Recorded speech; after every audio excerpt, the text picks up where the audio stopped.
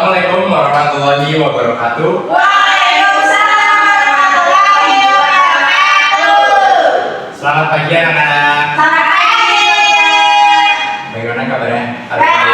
Alhamdulillah, luar biasa. Allahu Akbar. Sudah sarapan semua? Belum. Kenapa belum? Tadi buru-buru. Buru-buru. Kesiangan. Ya. Semalam tuh ngapain emang kok bisa kesiangan? Habis mabar. Kerjain tugas Pak. Wah, tugas apa tuh sampai malam? Oke. Sebelum mulai pembelajaran, saya ingin meminta ketua kelas untuk memimpin berdoa. Silakan, Intan. Kita duduk siap berdoa mulai. Bismillahirrahmanirrahim. Raditu billahi rabba wa bil islami dina wa bi Muhammadin nabiyya wa rasulah. Rabbi zidni ilma warzuqni fahma. Amin. Oke, terima kasih. Sekarang Bapak akan absen ya kalian. Egi, Hadir Bapak. Kuning, Hadir. Intan, Hadir. Ina. Hadir. Siapa yang hadir hari ini? Tidak ada Bapak. Terima kasih semua ya. Iya. Oke. Sebelum pelajaran dimulai, Bapak ingin kalian untuk berdiri. Berdiri ya, berdiri. Sebelum memulai pembelajaran, di sini Bapak punya ice breaking untuk membakar semangat kalian biar kita semangat belajar hari ini ya. Ya. Setuju? Setuju. Di sini Bapak punya sebuah tepuk namanya tepuk semangat. Jadi tepuknya begini. Tepuk semangat. Semangat. Semangat. Lompat ya, lompat. Ayo, coba ya. 1, 2, 3. Tepuk semangat. Semangat. Semangat. Oke, selamat berdiri kembali. Baik anak-anak, di sini untuk meningkatkan rasa cinta tanah air dan nasionalisme kita, di sini Bapak meminta kalian untuk menyanyikan sebuah lagu aja. Berdiri lagi ya, berdiri lagi. Oke, di sini ada lagu Satu Nusa Satu Bangsa ya. Pada tahu kan lagunya? Tahu. Nah.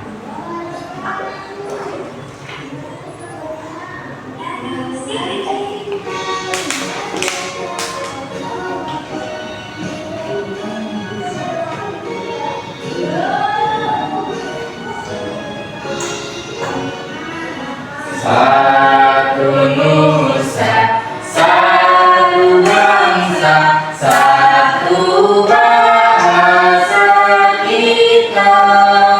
Tanah air pasti jaya untuk selama-lamanya. Indonesia pusaka, Indonesia tercinta, nusa bangsa dan bahasa kita bela bersama. Oke, silakan duduk kembali. Oke, anak-anak, di sini Bapak punya sebuah materi. Di sini kita akan belajar tentang mata pelajaran apa? IPS ya. Di sini tentang membangun masyarakat yang beradab bab 8. Minggu lalu kita mempelajari apa? Materi apa? Tentang apa? Aku dan Tuhan. Kebutuhanku. Oke.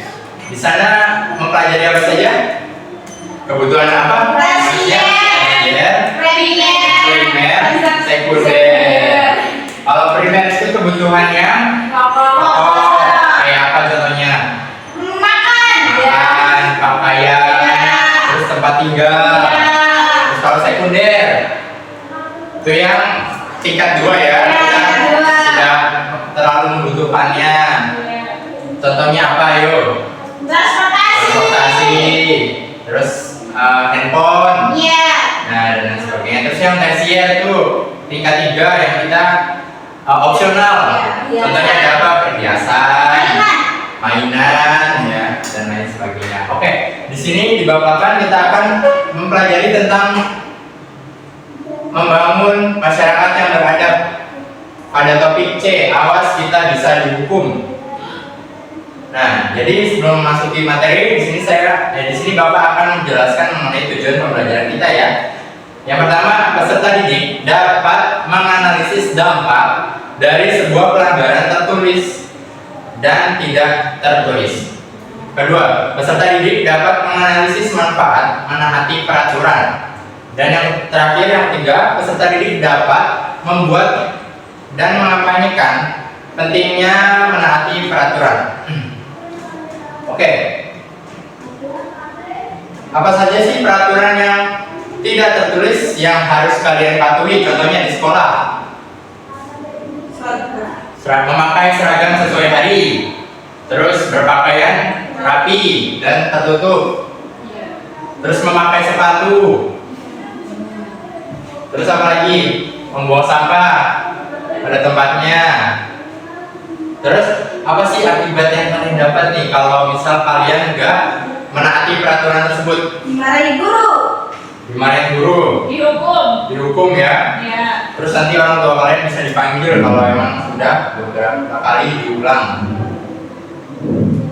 Nah, ini merupakan contoh apa ini? Gambar apa nih? Yang anak ada pakai sih?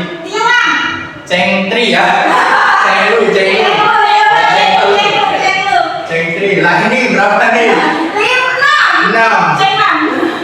Nah itu patut dicontoh nggak? Melanggar peraturan lalu lintas ya. Terus ini kebut-kebutan di jalan, melanggar lampu merah. Itu juga nggak boleh dicontoh ya anak-anak. Itu termasuk peraturan tertulis atau tidak tertulis? Tertulis ya, karena diatur oleh negara, undang-undang. Nah, setiap peraturan itu dibuat guna untuk menciptakan lingkungan yang tertib, rukun dan harmonis. Nah, diharapkan juga agar dapat mengurangi terjadinya perselisihan dan pertengkaran sehingga tujuan dapat tercapai untuk melestarikan sebuah norma maupun mengikat sebuah peraturan tertulis. Kemudian sanksi tersebut juga memiliki tujuan utama, yaitu untuk membuat pelanggar jera sehingga tidak mengulangi kesalahan yang sama ya. Selain itu, sanksi juga dibuat agar dipatuhi dan ditaati oleh siapa?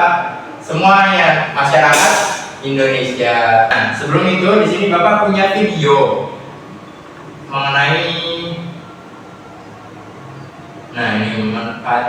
manfaat mematuhi aturan dan silakan ditonton. Sudah siap untuk belajar? Semangat ya.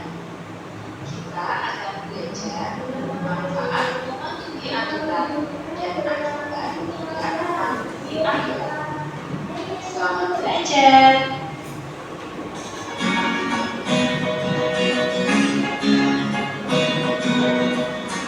Manfaat mematuhi aturan. 1. Anak-anak, dari dua video barusan, apa yang dapat kalian petik?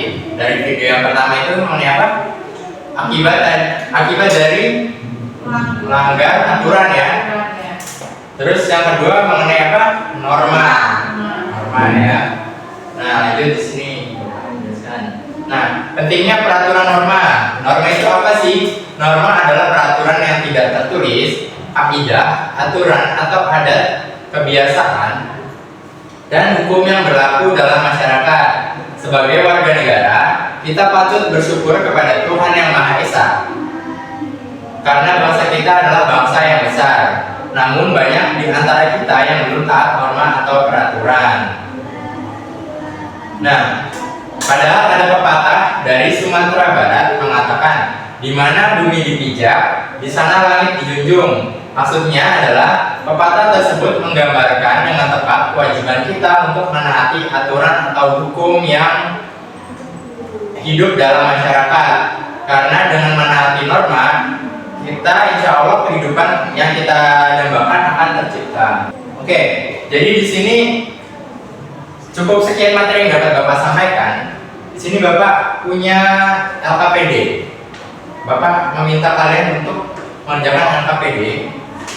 Isinya adalah kalian ini harus menuliskan norma-norma yang ada di masyarakat. Kemudian apabila dilanggar, konsekuensi yang didapatkan itu apa?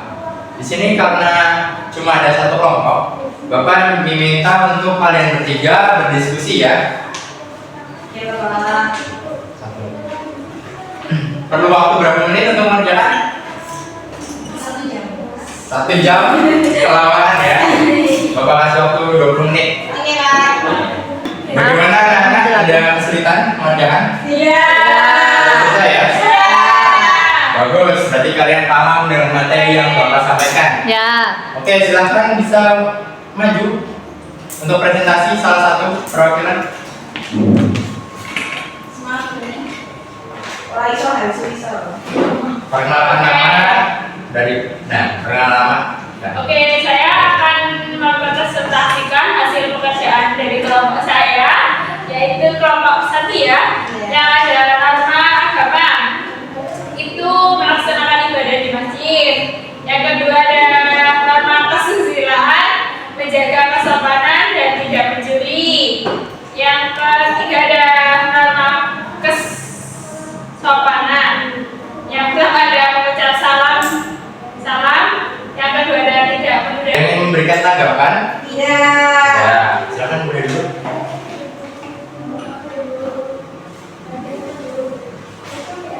Nah, jadi kesimpulan materi yang Bapak sampaikan hari ini adalah peraturan tertulis itu bentuknya tertulis dan biasanya ditetapkan oleh pemerintah. Contohnya ada Undang-Undang Dasar 45. Di sini Bapak ingin bertanya, dalam pelajaran yang tadi sudah dilakukan, menurut kalian pada bagian mana yang paling kalian sukai? Yang sanksi. Sanksi ya. Kenapa kok bisa kalian suka? Karena Pernah mengalami? enggak Pak, ini kalau kita melakukan sesuatu itu pasti ada konsekuensinya. Jadi kita bisa berhati-hati Iya, ya. jadi bisa sadar diri gitu.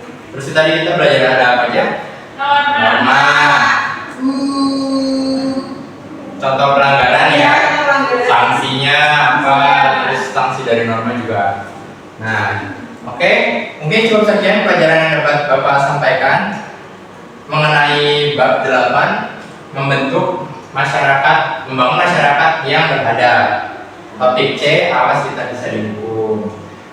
Oke, silakan untuk ketua kelas bisa memimpin doa sebelum pulang. Baik, sudah pada duduk siap berdoa mulai. Bismillahirrahmanirrahim.